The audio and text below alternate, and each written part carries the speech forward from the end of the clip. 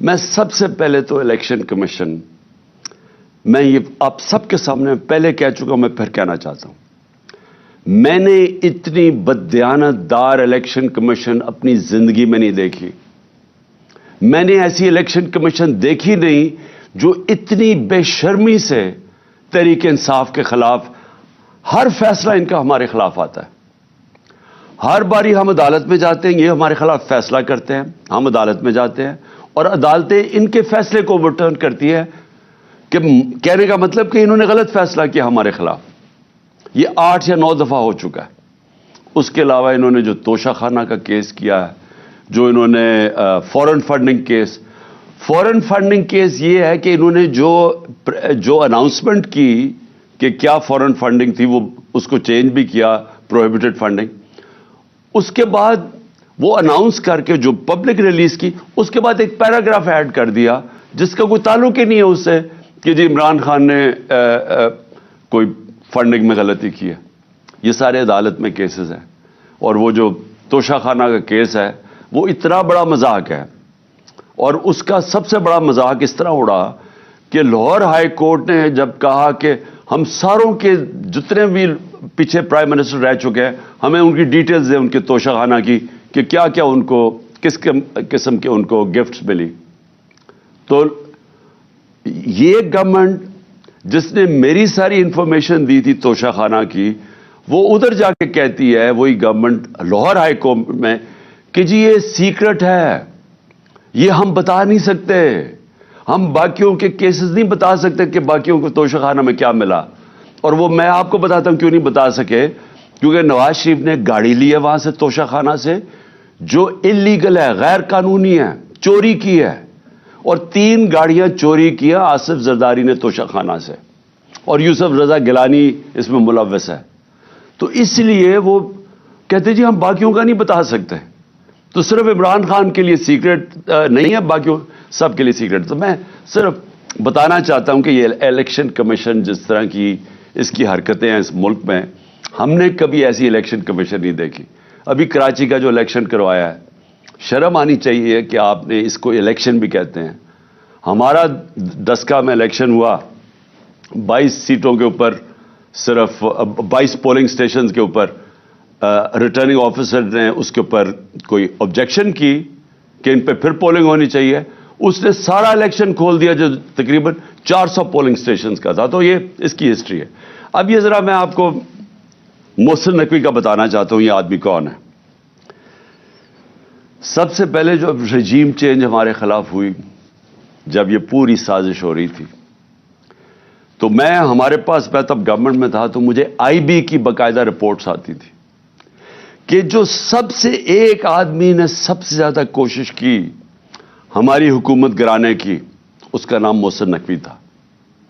یہ بھاگا پھر رہا تھا ساری جگہ، کبھی نواز شریف کو پیغام لے کے جا رہا ہے زرداری کا، تو کبھی زرداری کے ساتھ مل کے سندھ ہاؤس کے اندر بیٹھا ہوا ہے، لوگوں کی حرام کے پیسے سے لوگوں کو خرید رہا ہے. یہ سب پیش تھا. ہر جگہ محسن نقوی کا نام آتا تھا کہ اس نے سب سے زیادہ کوشش کی اس کانسپریسی کو کامیاب کرنے کے لیے. اور یہ وہ ایکس آرمی چیف کو بھی ملتا تھا جس کی اصل تو ماسٹر مائنڈ وہ تھا. لیکن جتنے بھی پلیئرز اس کے ارد گرد تھے، اس میں ایک پلیئر جس کا سب سے زیادہ نام آتا تھا، اس کا نام محسن نقوی تھا. تو یہ جس کو زرداری کہتا تھا یہ میرا بیٹا ہے، یعنی زرداری نے اس کو اپنا بیٹا بنایا ہوا تھا. اب یہ سوچ لیں کہ اس کا کیریکٹر کیا ہوگا کہ زرداری جیسا آدمی جو انٹرنیشنلی ساری دنیا زرداری کو جانتی ہے کہ کرپٹ ترین آدمی ہے، اس کے اوپر کتابوں کے اندر انٹرنیشنلی کتابوں میں زرداری کا چوری کا ذکر ہے. آج سے 30-35 سال پہلے اس کو مسٹر 10% باہر کی دنیا میں کہنا شروع ہوا، اس کا نام رکھا گیا. اس کے اوپر مضمون نکلے ہوئے ہیں اخباروں کے اندر اس کی چوری کے اوپر. اس زرداری جس کو اصل میں نیب میں جیل میں ڈالنا چاہیے تھا اور جیل میں گیا اور بچایا گیا، ہمیں سب کو پتا ہے کہ NRO 2 کی وجہ سے جو جنرل باجوہ نے دیا سب بچ گئے. وہ زرداری اس کو اپنا بیٹا سمجھتا ہے، اور وہ جو بیٹا ہے اس کی کیا اخلاقیات ہوں گی آپ کو پتا ہونا چاہیے کہ 2008 میں اس نے 35 لاکھ روپیہ نیب کو واپس کیا تھا، تسلیم کیا تھا کہ میں نے چوری کی ہے، اس لیے میں 35 لاکھ روپے آپ کو نیب کو واپس کر رہا ہوں۔ یہ وہ آدمی ہے، نہ اس کے اندر وہ اخلاقی معیار ہے، نہ اس کے اندر وہ غیر جانبدارانہ صلاحیت ہے جو کہ ایک کیئر ٹیکر میں آنا چاہیے۔ اور اس کے بعد اگر کسی کو کوئی شک ہے کہ یہ تحریک انصاف کا بدترین دشمن ہے، اس کی جو چینل 24 کا بھی اٹھا کے دیکھ لیں، اس میں مسلسل تحریک انصاف کے خلاف پروپیگنڈا چلتا رہتا ہے۔ کوئی بھی جانتا ہے، صحافت میں سب جانتے ہیں کہ یہ ہمارا بدترین دشمن ہے، سیاست میں سب جانتے ہیں، اور ہمیں سارا پتہ ہے کہ رجیم چینج کے اندر جب ہماری حکومت گرانی تھی اس کا کتنا بڑا ہاتھ تھا۔ اب اس آدمی کو اگر انہوں نے بنایا ہے اس پنجاب کا کیئر ٹیکر چیف منسٹر، تو اس کا کیا مطلب ہے؟ اس کا مطلب یہ ہے کہ اس کے پیچھے وہ لوگ ہیں جنہوں نے کاٹا ڈالا ہوا ہے عمران خان کے اوپر، جنہوں نے فیصلہ کیا ہے کہ عمران خان اب کامیاب نہیں ہوگا۔ وہ لوگ جن کو ابھی تک میں پھر سے کہتا ہوں نہ تاریخ کا پتہ ہے، نہ ان کو سیاست کی سمجھ ہے، نہ ان کو پتہ ہے کہ کاٹا مار کے اس ملک کو کتنا بڑا نقصان کیا گیا ہے ہماری تاریخ میں۔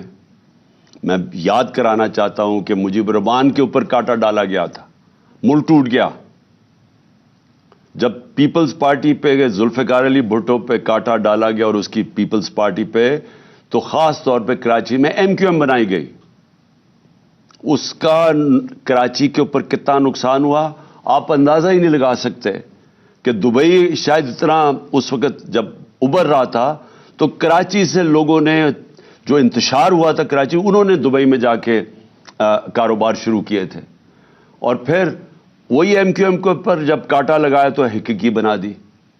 پھر جو آج بلوچستان میں ابھی تک وہ آگ نہیں بجھی جو کہ نواب اکبر بگٹی کے اوپر کاٹا لگایا گیا۔ یہ جو سیاستدانوں کے اوپر کاٹا لگایا جاتا ہے، یہ ملک نے بڑی بھاری قیمت ادا کی ہے، اور یہ بند کمروں میں جن لوگوں کو سمجھ نہیں ہے وہ جب لگاتے ہیں تو یہ ملک نقصان اس کا اٹھاتا ہے۔ اب عمران خان کے اوپر فیصلہ ہو گیا کاٹا لگانا، کاٹا لگانے کا یہ سامنے اب آ گیا محسن نقوی۔ محسن نقوی نے اب کرنا کیا ہے، یہ میں ابھی آپ کے سامنے پیشن گوئی کر رہا ہوں، کیونکہ یہ اتنے بیوقوف لوگ ہیں جو یہ کرتے ہیں کہ ان کو یہ نہیں پتا کہ ساروں کو ان کے پلان کا پتہ چل جاتا ہے پہلے سے کہ یہ کیا کرنے جا رہے ہیں۔ یہ کیا کرنے جا رہے ہیں؟ یہ پہلے یہ اب آ گیا محسن نقوی، یہ اب وہ سارے وہ لوگوں کو لے کے آئے گا، پولیس والوں کو اور بیوروکریٹس کو جو ہمارے سخت مخالف ہے، جن لوگوں کو یہاں پاور دی جائے گی بیوروکریسی میں اور پولیس میں، جن کا 1 پوائنٹ ایجنڈا ہوگا کہ تحریک انصاف کو اب کیسے دبا رہا ہے۔ سارا پولنگ سٹیشن الیکشن کا سٹاف ہوگا، وہ چن چن کے لگایا جائے گا کہ دھاندلی کیسے دھاندلی کر کے تحریک انصاف کو ہرانا ہے۔ ان کو خوف آیا ہوا ہے، پتہ ہے ان کو کہ اس وقت تحریک انصاف کی مقبولیت پاکستان میں کیا ہے، اور ان کو پتہ ہے کہ یہ الیکشن کے ذریعے اب ہمیں ہرا نہیں سکتے، اس لیے الیکشن کروانا نہیں چاہتے، الیکشن کو ڈیلے کرتے رہیں گے، اور کوشش ان کی اب تک یہی رہی ہے کہ کسی نہ کسی طرح اس کو ڈیلے کریں۔ لیکن اگر جب بھی الیکشن ہوگا تو انہوں نے جب سارے امپائر بھی اپنے ہوں گے، سٹاف بھی اپنا ہوگا، ہر چیز الیکشن کمیشن تو پہلے ان کی ہے، تو جب یہ پورا جب تک جیت نہیں سکیں گے یہ الیکشن نہیں ہونے دیں گے، اور کیسز ہوں گے، عمران خان کو ڈسکوالیفائی کرو، اس کو جیل میں ڈالو، PTI کے لوگوں کو جو لیڈرز ہیں ان کے اوپر کیسز کرو، ان کو الجھا دو، ورکرز کو پکڑو اندر ڈالو، FIR کرو۔ یہ بالکل جو زرداری کا جو فارمولا سندھ کے اوپر جو کنٹرول کر کے بیٹھا ہوا ہے وہ ایسے ہی ہے۔ کوئی اس کی زرداری کی پبلک میں، یہ ڈرتا ہے پبلک میں جاتے ہوئے۔ اس کی پیپلز پارٹی کی یہ مقبولیت ہے کہ سیلاب کے دنوں میں لوگوں کے سامنے نہیں نکل سکتے تھے اور ابھی بھی نہیں نکل سکتے، لیکن ان کا کام یہ ہے کہ پیسہ چلاؤ، خوف ہراساں، FIR، گنڈوں سے لوگوں کو ڈراؤ، اور پھر کھل کے دھاندلی کرو اور کوئی ان کو پوچھنے والا نہیں, کیونکہ الیکشن کمشنر ان کے اپنے لوگ بیٹھے ہوئے ہیں. تو یہ بھی اب کراچی کا جو جس طرح کا الیکشن کروایا گیا, یہ ان کی کوشش ہے کہ یہ اب سب کچھ کنٹرول کر کے اپنا الیکشن کروائیں گے. میں ویسے آپ کو بتا دوں, ہم نے پوری اپنی کوشش کی. ہم نے یہ کوشش کی کہ ہمارا ملک مشکل جب ہماری گورنمنٹ گرائی گئی تو ہم نے کوشش کی کہ ہم ہر طرح اپنے ملک میں انتشار نہ ہونے دیں. ہم نے آئین کے بیچ میں رہ کے سب کچھ کیا. ہم نے آئین کے بیچ میں رہ کے اپنی ساری جتنے جلسے جلوس کیے, ہمارے کوئی 65 سے زیادہ جلسے میں نے کیے, اور پاکستان کی تاریخ میں سب سے بڑے جلسے ہوئے. پرامن رہے, کبھی اتنی بڑی پبلک نہیں نکلی, لیکن ہم نے کسی قسم کا انتشار نہیں ہونے دیا. 2 دفعہ ہم نے مارچز کی, لانگ مارچ. ایک دفعہ 25 مئی کو انہوں نے ہمارے اوپر شدید ظلم کیا, اور ہمیں ہے کہ اب خوف ہے کہ ابھی وہی لوگوں کو جنہوں نے ظلم کیا تھا ان کو پھر واپس پنجاب میں لے کے آئیں گے. انہوں نے ہمارے پہ ظلم کیا, انتشار کیا, اور اگر میں 26 کی صبح کو لانگ مارچ نہ ختم کرتا تو ہم سب کو پتا تھا کہ خون خرابہ ہوگا. اس کی وجہ سے ہم پیچھے ہٹ گئے. پھر ہم 26 نومبر کو نکلے. جب ہم پنڈی میں گئے, لاکھوں لوگ تھے. اب صرف اور صرف یہ کرنا تھا کہ ہم اسلام آباد کی طرف نکل جاتے تو انتشار شروع ہو جانا تھا. گورنمنٹ سنبھال ہی نہیں سکتی تھی اتنی پبلک کو. لیکن ہم نے فیصلہ کیا کہ ہم صرف اپنے آئین اور قانون کے بیچ میں رہیں گے, کوئی انتشار نہ پاکستان میں پھیلے. آئین اور قانون کے بیچ میں رہیں گے, کوئی انتشار نہ پاکستان میں پھیلے. اس کے بعد اپنی گورنمنٹس ہم نے گرائی. یہ کبھی بھی نہیں, مجھے بتائیں کوئی پاکستان کی تاریخ میں کسی نے اپنی گورنمنٹس گرائی ہوں؟ یعنی آپ 60% پاکستان میں پاور میں بیٹھے ہوں اور آپ فیصلہ کریں ہم گرائیں. کیوں گرائی ہم نے؟ کیونکہ میرا یہ ایمان ہے, میری ساری عقل مجھے بتا رہی ہے کہ اگر اس ملک میں صاف اور شفاف الیکشن نہ ہوئے, یہ ملک ادھر جا رہا ہے جو ہم سب کے ہاتھ سے نکل جائے گا. مجھے خوف یہ ہے کہ یہ سری لنکا کی طرح یہاں سڑکوں پر انتشار ہوگا. بالکل اس طرف پاکستان جا رہا ہے. کبھی پاکستان کی تاریخ میں ایسی معاشی حالات نہیں تھے جو آج ہیں. اور معاشی حالات کیوں ہیں؟ کیونکہ ان چوروں کو اوپر بٹھا دیا جو 30 سال سے اس ملک کو لوٹ رہے تھے. ان کے 30 سالوں میں پہلے ہندوستان آگے نکلا پاکستان سے, پھر بنگلہ دیش نکلا. تو ان کے پاس تو کبھی بھی وہ صلاحیت نہیں تھی جن لوگوں نے ملک کو پہلے معیشت تباہ کی ہو, کیونکہ بینکرپٹ تھا پاکستان 2018 میں جب ہماری حکومت آئی ہے. ادھر سے ہم نے اٹھائی حکومت, اور انہوں نے آتے ساتھ ہی اپنے کیسز معاف کروائے. اربوں روپے کے کرپشن کیسز معاف, گورنمنٹ نیچے لے آئے. آج ہمارا ملک ادھر کھڑا ہے جدھر پاکستان کی تاریخ میں کبھی اتنے مشکل معاشی حالات نہیں تھے جو آج پاکستانیوں کے ہیں. اس لیے ہم نے کوشش کی کہ کوئی انتشار نہ ہو. اس لیے ہر جگہ ہم آئین کے بیچ میں رہے, اور ہم نے اپنی گورنمنٹس اس لیے گرائیں کہ ہم نے کہا کہ الیکشن کی طرف جائیں گے. کیونکہ کسی نے بھی اگر ملک کو اس دلدل سے نکالنا ہے, پہلی چیز صاف اور شفاف الیکشن ہے. اب یہ جو انہوں نے کر دیا ہے, اس سے تو صاف اور شفاف الیکشن نہیں ہونے لگے, اس سے تو ملک میں انتشار ہونے لگا ہے. یہ جو کرنے جا رہے ہیں, اگر ان کا خیال ہے کہ ان الیکشن سے ملک کو فائدہ ہوگا, ایک پارٹی کو اور ایک پارٹی کے چیئرمین کو باہر کرتے کرتے یہ ملک کو وہ نقصان پہنچانے لگے ہیں کہ مجھے خوف آ رہا ہے کہ یہ جس طرح ایسٹ پاکستان علیحدہ ہوا تھا وہ اس طرح کا نقصان نہ پہنچا دیں. تھوڑے سے چوروں کو جن کی ساری دولت اور پیسہ پاکستان سے باہر ہے, جن کا سٹیک ہی پاکستان میں نہیں ہے, جن کے بچے جائیداد, علاج, پراپرٹیز, بزنسز اربوں اربوں ڈالر کی اس ملک سے چوری کر کے جو باہر لے گئے ہیں, ان کو کیا فرق پڑے گا اگر پاکستان نیچے جاتا ہے؟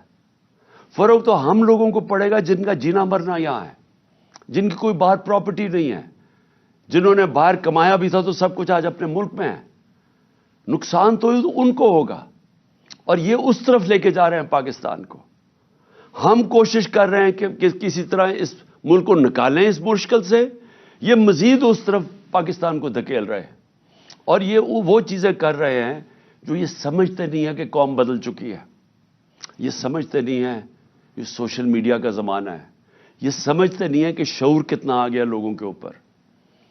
اس لیے میں آج اپنی ساری قوم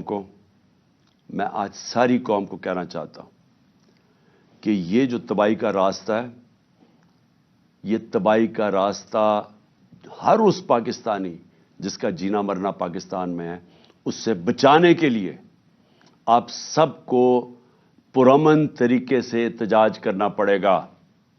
یہ آپ کا سب کا آئینی حق ہے، یہ آپ کا انسانی حق ہے، ہیومن رائٹ ہے آپ کا.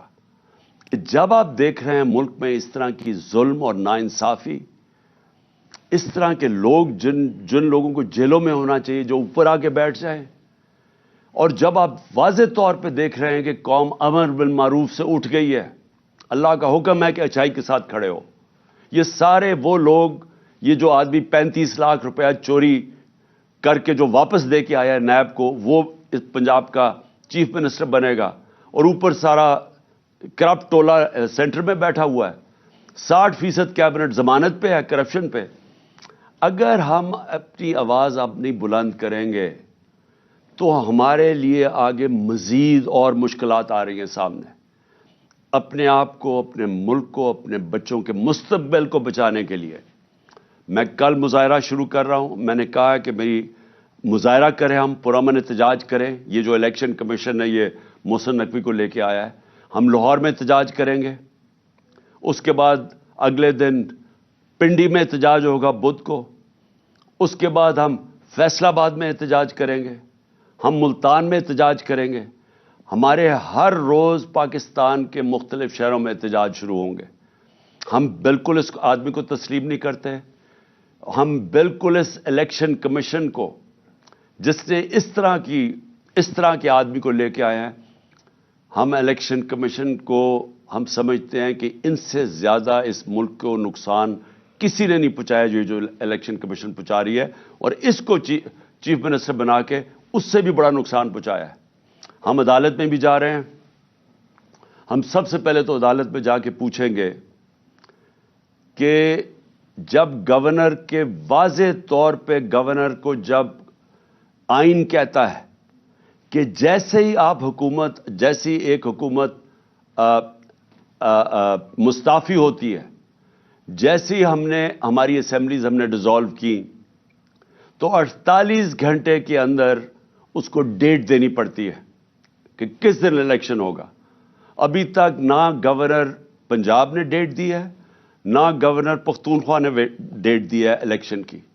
الیکشن ہونا چاہیے رمضان سے پہلے.